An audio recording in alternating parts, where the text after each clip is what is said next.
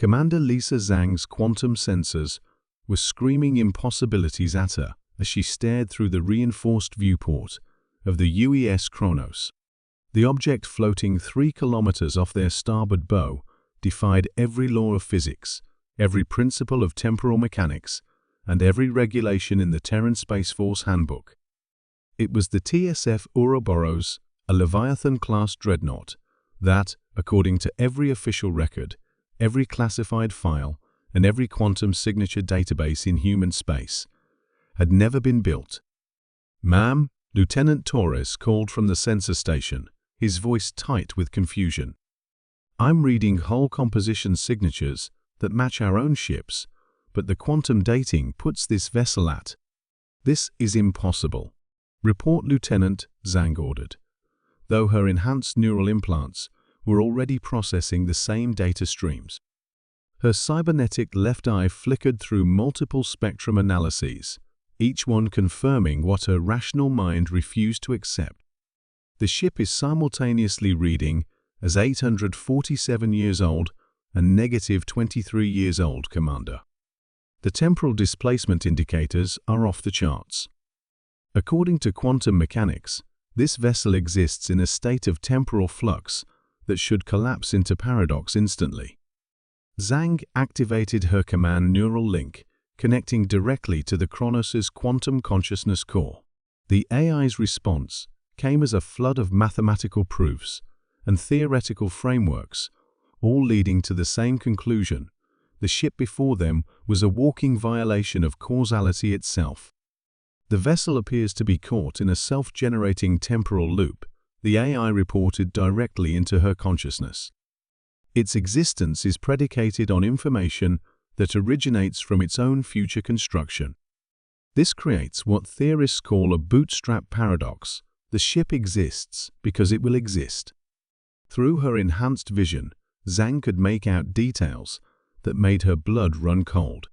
The Ouroboros was massive, easily twice the size of any dreadnought in the current fleet.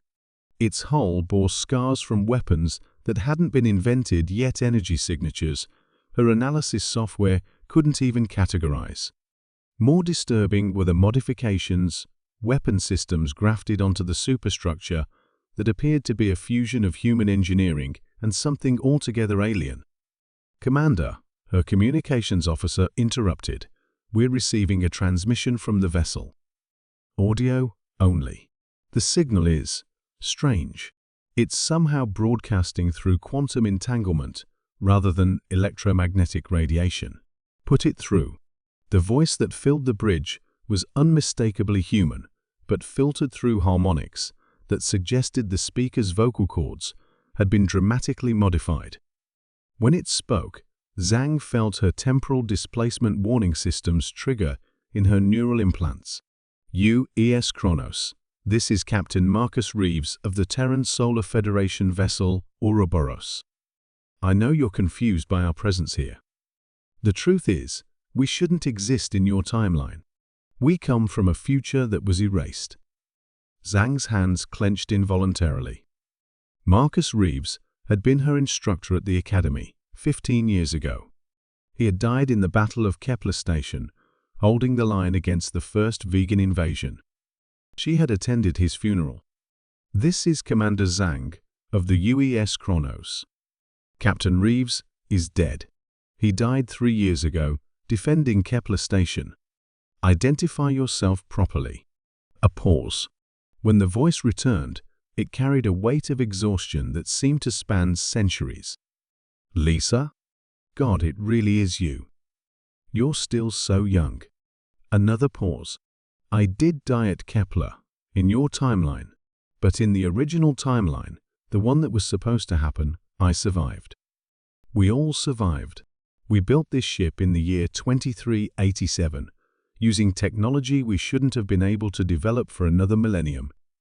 Zhang's temporal mechanics training kicked in, her enhanced mind processing the implications.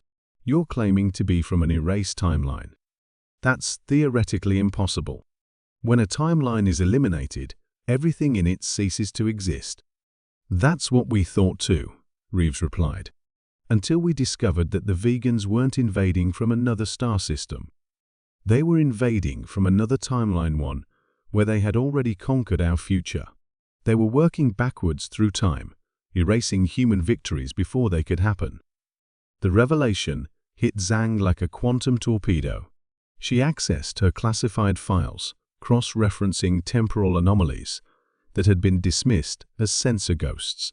Pattern after pattern emerged: vegan attacks that seemed to anticipate human strategy, technology that appeared decades ahead of their supposed development curve, strategic retreats that made no sense until viewed as temporal repositioning.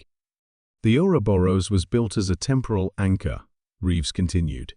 A ship designed to exist outside normal causality, powered by a paradox engine that generates energy from its own impossibility. When our timeline was erased, we didn't disappear. We became something else, a causality violation with the firepower to level star systems. Zhang's tactical displays suddenly came alive as the Ouroboros powered up weapon systems. But instead of targeting the Kronos, the massive dreadnought turned toward empty space. Her sensors detected quantum fluctuations that preceded dimensional rifts. "They're coming, Lisa. The vegans from the erased timeline, trying to finish what they started. They can't exist permanently in your reality. The universe will eventually correct the paradox. But they have about 6 minutes to complete their mission." Space tore open like fabric, revealing glimpses of a reality where Earth burned under alien skies. Through the rifts came ships that shouldn't exist, crewed by beings from a timeline where humanity had already lost. The Ouroboros opened fire with weapons that violated several conservation laws simultaneously.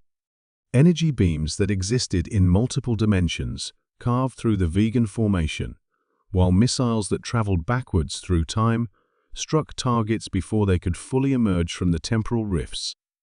Zhang watched in awe as the impossible warship fought an impossible battle against an impossible enemy. The engagement lasted exactly 6 minutes, ending when the vegans' temporal stability collapsed, and they snapped back to their own erased reality. As the rifts sealed, Zhang found herself staring once again at the Ouroboros, which was already beginning to fade at the edges as the universe's causality protocols attempted to correct the paradox. "We can't stay much longer," Reeves transmitted. "The universe will heal this wound eventually. But we've bought you time, and more importantly, knowledge. You know what's coming now. Build the Ouroboros, Lisa. Build it exactly as you've seen it, using the paradox engine schematics I'm transmitting to you now." "But if I build it based on seeing it," Zhang protested, "then where did the original design come from?" Reeves's laughter carried across the quantum link, tinged with the madness of someone who had spent too long existing outside normal time. "That's the beautiful thing about paradoxes, Commander. They don't need to make sense. They just need to work." The Ouroboros faded from existence, leaving Zhang staring at empty space and a data packet containing blueprints for a ship that shouldn't exist, but would.